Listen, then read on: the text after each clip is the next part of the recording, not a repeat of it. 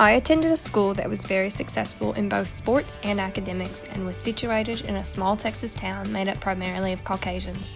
The obvious main focus for the small community was sports.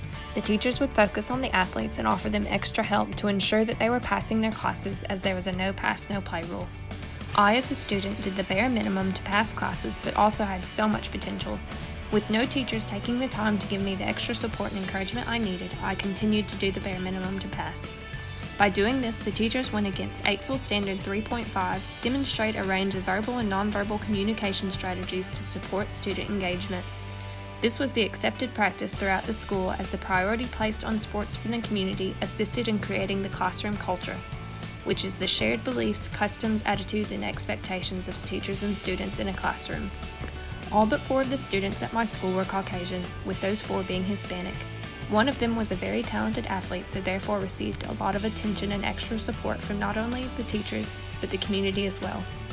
The other 3 Hispanic students, however, flew under the radar and did very poorly in school. Even though this sports star was Hispanic, there was no representation of his culture or holidays throughout the school and community. That being said, there was also no representation of the Native American Comanche tribe, who were the original inhabitants of the area prior to the takeover from European settlers. Their only representation was through the stereotypes of Native Americans portrayed in TV shows and movies. This was the same with Hispanic culture. Through my influences in school, the community, and media, I, still today, have a stereotypical image of my head of both Hispanics and Native Americans. As with my experience, a large percentage of the population continues to hold stereotypical thoughts and beliefs. My name is Jodie.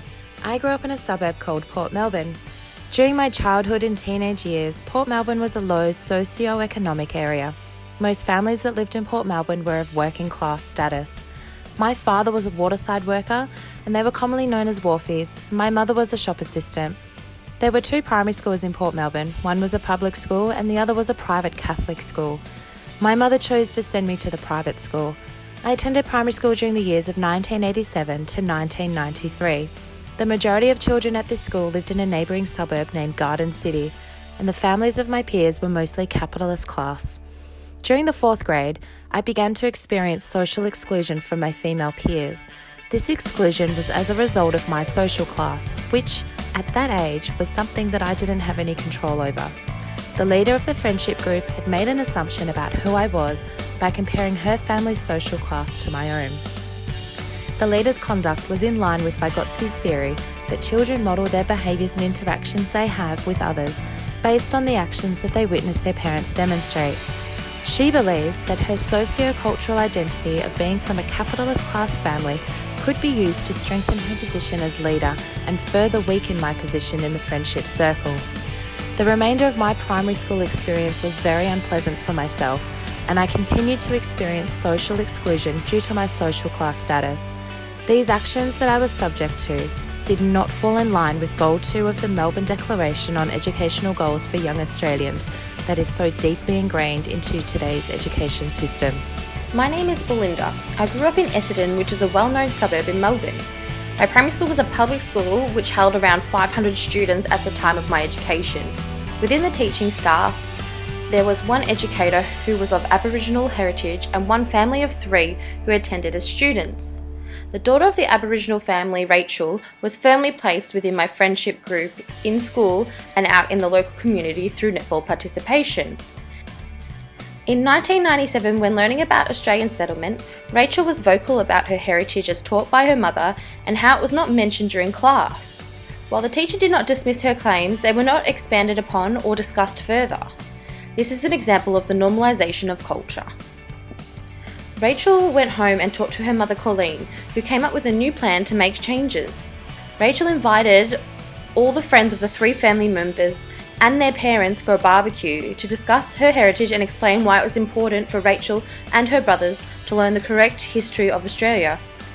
This is an example of how cultural capital could be implemented and used to influence social capital. The parents of the other students agreed, and together with the students started a petition to force the school to take action. As it turns out, the school was happy to make changes, but we're not sure how to correctly go about it. The school worked with Mrs. Coombs, the 1 teacher with Aboriginal heritage, and Colleen to implement the correct knowledge to create an accurate and respectful class curriculum. We started to encounter more lessons based around Aboriginal heritage through cross-curriculum priorities such as art, history, and physical education through the art of dance. My name is Nicole and I grew up in the city of Geelong. I come from a capitalist class immediate family as my father owns his own business and I'm only the second person in my extended family to attend university. I attended a private Catholic high school in which I was surrounded by students with primarily capitalist class families. At the end of year 11, circumstances at home changed and I moved into my own unit. This meant that in order for me to survive, I had to work while continuing my education. During this time, my social mobility changed in a downward intragenerational way, meaning in my life, my socioeconomic status shifted to working class to support myself. Maslow's theory of hierarchy of needs examines the human needs beginning at the physiological, including food, shelter, and warmth, concluding that if those needs are not met, a person will be extremely frustrated. During these years, educators were less focused on my physiological needs and the importance of my academic achievements were held at a higher standard. Grandwater Smith states, if a student's basic material needs are not met, learning will be severely hampered. In the final months of high school, I made the decision to do unscored VCE. I felt alone and unsupported to complete my exams and decided to focus on earning money. This reflects an absence of AITSL Standards 4.1, in which educators must establish and implement inclusive and positive interaction to engage and support all learners in learning activities. On the surface, our 4 stories sound very different, but as we delved deeper within our comparison, we came to find some similarities. Stephanie and Jodie's education shared the same hidden curriculum.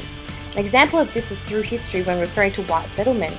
Whilst it was not openly stated, it was implied through the teaching curriculum that the history of our respective countries' Indigenous culture was not of importance. During the era of the 80s and the early 90s, which coincided with Jodie and Stephanie's early years of education, certain terms and stereotyping were accepted as the norm for America and Australia's Indigenous people. Throughout time, changes were instigated within both nations, and this language was finally identified as unacceptable and disrespectful, with actions being brought in to discourage the use of these words. The government believe a lack of early education influence could be the reason why there are still pockets of our generation that haven't been able to move forward from this discourteous language. Belinda and Nicole did not experience this language being as commonly used as it was in earlier years. This could be due to the inclusion of Aboriginal history and culture into everyday lives and the schooling curriculum. Belinda started her education journey in 1994. The following year, the educational system had a shift in attitude. The Board of Studies implemented the Curriculum and Standards Framework, which stated the following. This framework has been designed to include the aspirations and experiences of all students. Every effort has been made to ensure that the material in the document accurately reflects the range of abilities and interests and cultural diversity of the Victorian student population.